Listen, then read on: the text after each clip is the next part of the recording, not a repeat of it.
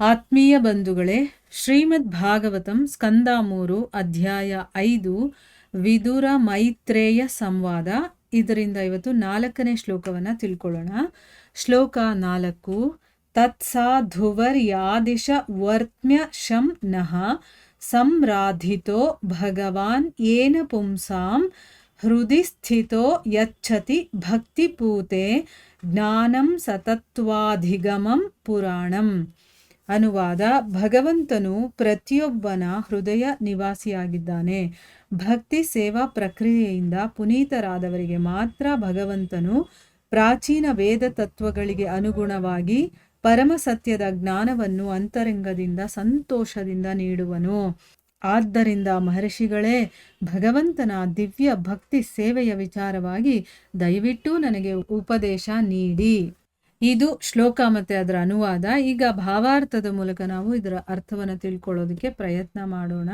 ಹೋದ ಭಾಗದಲ್ಲಿ ನಾವೇನು ತಿಳ್ಕೊಂಡ್ವಿ? ವಿದುರರು ಕೇಳ್ತಾರೆ, ದೇವೋತ್ತಮ ಪರಮಪುರುಷನ ಪರವಾಗಿ ಮಹಾ ದಯಾಪರರಾದಂಥ ಆತ್ಮರು, ಅಂದರೆ ಯಾರು ಶುದ್ಧ ಭಕ್ತರಾಗಿರ್ತಾರೋ ಅವರು ಭೂಮಿ ಮೇಲೆ ಸಂಚಾರ ಮಾಡ್ತಾ ಇರ್ತಾರೆ.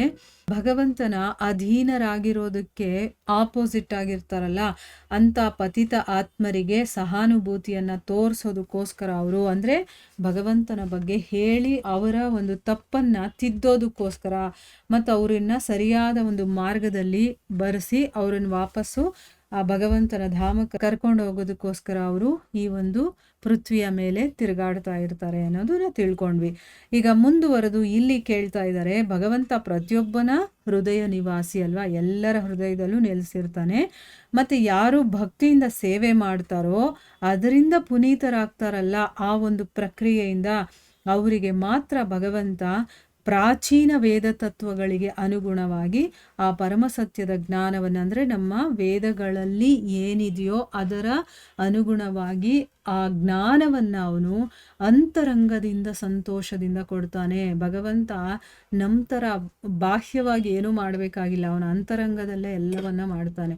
ನಮ್ಮ ಹೃದಯದಲ್ಲೇ ಆ ಜ್ಞಾನ ಬರೋ ಹಾಗೆ ಮಾಡ್ತಾನೆ, ಆಯಿತಾ? ಅದಕ್ಕೋಸ್ಕರನೇ ಇಲ್ಲಿ ಕೇಳ್ಕೊಳ್ತಾ ಇದ್ದಾರೆ ವಿದುರರು. ಅದಕ್ಕೋಸ್ಕರ ಮಹರ್ಷಿಗಳೇ, ಭಗವಂತನ ದಿವ್ಯ ಭಕ್ತಿ ಇದೆಯಲ್ಲ, ಅವನ ಸೇವೆ ಮಾಡೋದಿದೆಯಲ್ಲ, ಅದರ ವಿಚಾರವಾಗಿ ದಯವಿಟ್ಟು ನನಗೆ ಉಪದೇಶವನ್ನು ನೀಡಿ ಅಂತಂದ್ಬಿಟ್ಟು ಹೇಳ್ತಾ ಇದ್ದಾರೆ. ಅಂದರೆ ಈ ವಿಚಾರ ನನಗೆ ಹೇಳಿ ಅಂತಂದರೆ ನಮ್ಮೆಲ್ಲರಿಗೂ ಗೊತ್ತಾಗಲಿ ಅಂತಂದ್ಬಿಟ್ಟು ಅವರು ಕೇಳ್ಕೊಳ್ತಾ ಇದ್ದಾರೆ. ಈಗ ಭಾವಾರ್ಥದಲ್ಲಿ ಗುರುಗಳೇನು ಹೇಳಿದ್ದಾರೆ ಅಂತ ತಿಳ್ಕೊಳ್ಳೋಣ. ಶ್ರೀಮದ್ ಭಾಗವತದ ಪ್ರಥಮ ಸ್ಕಂದದಲ್ಲಿ ಆಗಲೇ ವಿವರಿಸಿರುವಂತೆ ಪರಮ ಸತ್ಯವನ್ನು 3 ಬೇರೆ ಮಜಲುಗಳಲ್ಲಿ ಅವು ಒಂದೇ ಮತ್ತು ಸಮಾನವೇ ಆಗಿದ್ದರೂ ಅರಿಯುವವನ ತಿಳುವಳಿಕೆಯ ಸಾಮರ್ಥ್ಯಕ್ಕನುಗುಣವಾಗಿ ಗ್ರಹಿಸಲಾಗುತ್ತದೆ. ನೋಡಿ, ಇಲ್ಲೇನು ಹೇಳ್ತಾ ಇದ್ದಾರೆ, ಶ್ರೀಮದ್ ಭಾಗವತದ ಪ್ರಥಮ ಸ್ಕಂದನ ನಾವು ಓದಬೇಕಾದ್ರೇನೆ ನಾವು ತಿಳ್ಕೊಂಡ್ವಿ 3 ಬೇರೆ ಬೇರೆ ಸ್ಥಿತಿಗಳಿದೆ ಅಥವಾ ಒಂದು ಮಟ್ಟ ಇದೆ ಅಂತನ್ಬಿಟ್ಟು.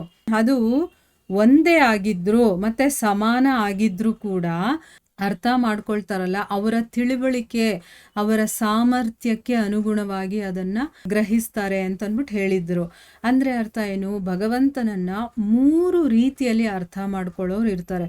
ಈಗ ಆ ಭಗವಂತ ಒಬ್ಬನೇ ಆಗಿದ್ರು ನಮ್ಮ ಒಂದು ಕೆಪಾಸಿಟಿ ಅಥವಾ ನನಗಿರುವಂಥ ಒಂದು ಯೋಗ್ಯತೆ, ನನಗಿರುವಂಥ ಒಂದು ಅರ್ಹತೆಯ ಆಧಾರದ ಮೇಲೆ ನನ್ನ ತಿಳುವಳಿಕೆ ಎಷ್ಟಿರುತ್ತೋ ಹಾಗೆ ನಾನು ಅರ್ಥ ಮಾಡ್ಕೊಳ್ತೀನಲ್ವಾ. ಎಲ್ಲರೂ ಭಗವಂತನನ್ನು ಸಂಪೂರ್ಣವಾಗಿ ನೋಡೋದಕ್ಕಾಗಲ್ಲ ಅಥವಾ ಅರ್ಥ ಮಾಡ್ಕೊಳ್ಳೋಕ್ಕಾಗಲ್ಲ, ಅಥವಾ ಅವ್ರಿಗೆ ಆ ಮಾರ್ಗ ಇಷ್ಟ ಆಗದೆ ಇರಬಹುದು. ಅದಕ್ಕೋಸ್ಕರ 3 ರೀತಿಯಲ್ಲಿ ಭಗವಂತನನ್ನು ಅರ್ಥ ಮಾಡ್ಕೊಳ್ಳೋರು ಇರ್ತಾರೆ ಅಂತ ನಾವು ಪ್ರಥಮ ಸ್ಕಂದದಲ್ಲೇ ತಿಳ್ಕೊಂಡಿದ್ದೀವಲ್ವಾ. ಅತಿ ಸಮರ್ಥನಾದ ಆಧ್ಯಾತ್ಮವಾದಿಯು ಭಗವಂತನ ಪರಿಶುದ್ಧ ಭಕ್ತನಾಗಿರುತ್ತಾನೆ. ಅವನು ಕಾಮ್ಯಕರ್ಮಗಳ ಅಥವಾ ದಾರ್ಶನಿಕ ಊಹಾತ್ಮಕ ಚಿಂತನೆಗಳ ಸಮ್ಮಿಶ್ರಣವಿಲ್ಲದವನಾಗಿರುತ್ತಾನೆ.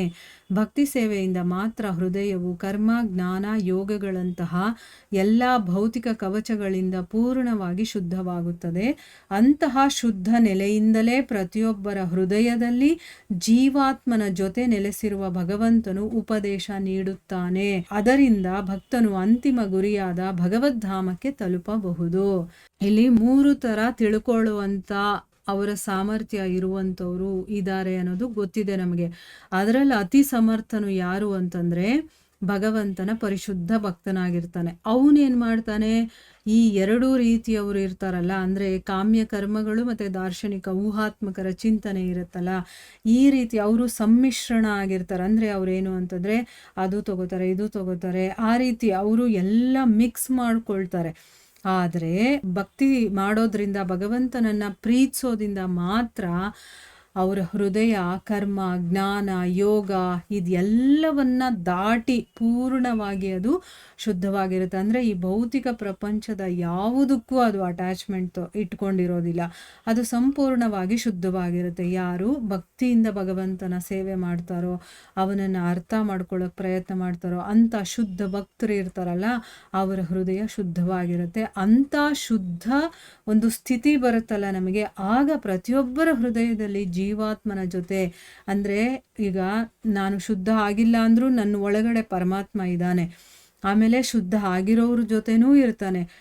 ಏನೂ ಗೊತ್ತಿಲ್ಲದೆ ಇರೋರು ಹೃದಯದಲ್ಲೂ ಭಗವಂತ ಇದ್ದಾನೆ. ಆದರೆ ಅವನು ನಮಗೆ ಯಾವಾಗ ಗೋಚರವಾಗ್ತಾನೆ, ಯಾವಾಗ ನಮ್ಮ ಮುಂದೆ ಕಾಣಿಸ್ಕೊಳ್ತಾನೆ, ಅಥವಾ ನಮಗೆ ಆ ಜ್ಞಾನ ಯಾವಾಗ ನೀಡ್ತಾನೆ ಅಂತಂದರೆ, ನಮ್ಮ ಹೃದಯ ಯಾವಾಗ ಪರಿಶುದ್ಧ ಆಗುತ್ತೋ ಆಗ ನಮ್ಮ ಒಳಗಡೆನೇ ಇರುವಂತಹ ಭಗವಂತ ಉಪದೇಶವನ್ನು ನೀಡ್ತಾನೆ.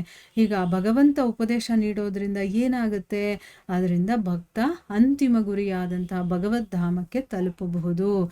ಈಗ ಭಗವಂತನನ್ನೇ ನಂಬೋದಿಲ್ಲ ಅನ್ನೋನು ಭಗವದ್ಧಾಮಕ್ಕೆ ಎಲ್ಲಿ ಹೋಗೋಕ್ಕಾಗತ್ತೆ? ಇಲ್ಲ ತಾನೇ. ಅದನ್ನು ಇಲ್ಲಿ ಹೇಳ್ತಾ ಇದ್ದಾರೆ.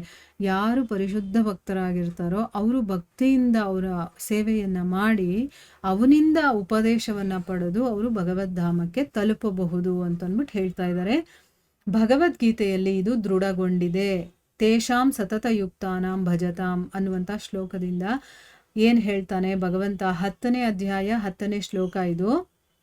ಭಕ್ತನ ಭಕ್ತಿ ಸೇವೆಯಿಂದ ಭಗವಂತನು ತೃಪ್ತಿಗೊಂಡಾಗ ಮಾತ್ರ ಅವನು ಅರ್ಜುನ ಉದ್ಧವರಿಗೆ ಹಂಚಿದಂತೆ ಜ್ಞಾನವನ್ನು ಹಂಚುತ್ತಾನೆ. ನೋಡಿದ್ರ, ಇದನ್ನು ಹೇಳಿದಾನೆ 10ನೇ ಅಧ್ಯಾಯದಲ್ಲಿ 10ನೇ ಶ್ಲೋಕ. ಬೇಕಾದರೆ ಡೀಟೇಲ್ ಆಗಿ ಅರ್ಥ ಮಾಡ್ಕೋಬೇಕು ಅಂತಂದರೆ ಭಗವದ್ಗೀತೆಯನ್ನು ತಗೊಂಡು ಅದರಲ್ಲಿ ಓದಿ ನಾವು ಅರ್ಥ ಮಾಡ್ಕೋಬೋದು ಇನ್ನೊಂದ್ಸರಿ. ಆಯ್ತಾ? ಏನು ಹೇಳ್ತಾ ಇದ್ದಾನೆ ಇಲ್ಲಿ?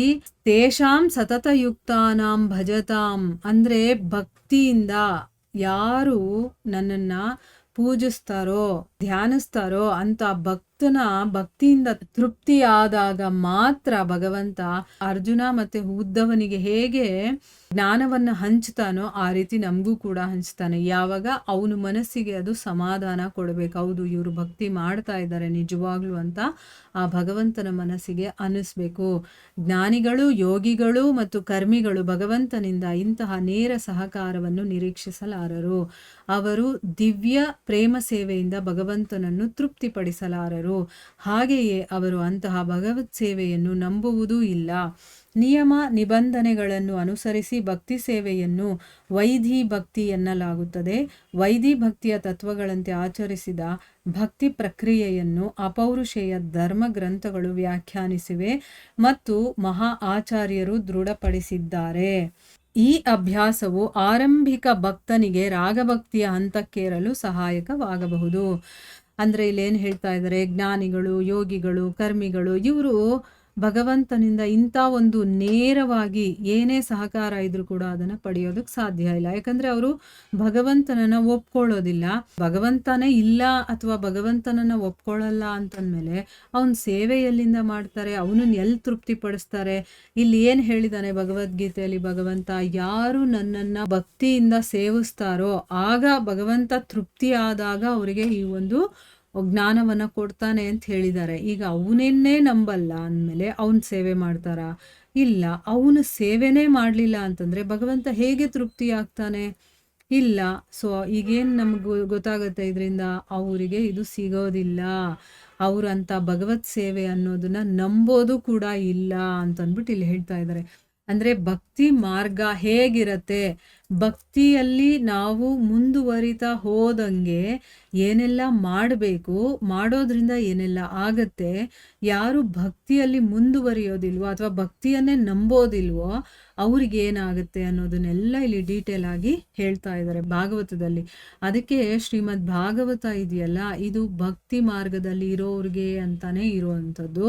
ಯಾರು ಭಕ್ತಿಯನ್ನು ನಂಬೋದಿಲ್ವೋ, ಭಗವಂತನನ್ನು ನಂಬೋದಿಲ್ವೋ ಅಥವಾ ಧರ್ಮಗ್ರಂಥಗಳನ್ನು ನಂಬೋದಿಲ್ವೋ ಅಂಥವ್ರಿಗಿದು ಅಲ್ವೇ ಅಲ್ಲ. ಭಗವತ್ ಸೇವೆ ಅನ್ನೋದು ಅವ್ರಿಗೆ ಗೊತ್ತೂ ಇರೋದಿಲ್ಲ, ಅವರು ನಂಬೋದೂ ಇಲ್ಲ ಅದನ್ನು. ಭಗವಂತನೇ ಇಲ್ಲ ಅಂದಮೇಲೆ ಭಗವಂತನ ಸೇವೆನ ಎಲ್ಲಿ ನಂಬ್ತಾರೆ? ಇನ್ನು ಭಗವಂತನ ಸೇವೆ ಮಾಡಲಿಲ್ಲ ಅಂತಂದರೆ ಅವ್ರಿಗೆ ಭಗವಂತನ ಜ್ಞಾನ ಎಲ್ಲಿಂದ ಸಿಗುತ್ತೆ? ಅದಕ್ಕೋಸ್ಕರ ಇಲ್ಲಿ ಹೇಳ್ತಾ ಇದ್ದಾರೆ, ಅಂಥವರಿಗೆ ಅಂಥದ್ದು ಏನೂ ಸಿಗೋದಿಲ್ಲ ಅಂತಂದ್ಬಿಟ್ಟು ಹೇಳ್ತಾ ಇದ್ದಾರೆ.